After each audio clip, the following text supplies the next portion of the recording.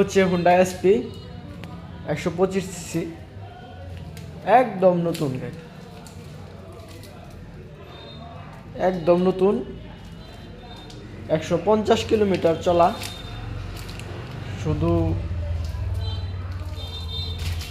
Sherpur showroom থেকে,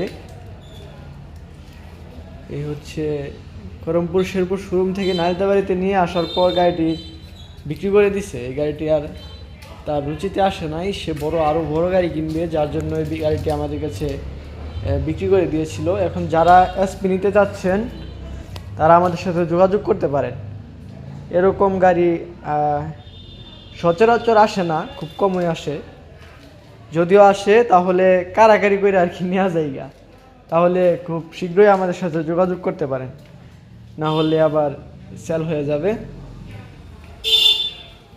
ধন্যবাদ।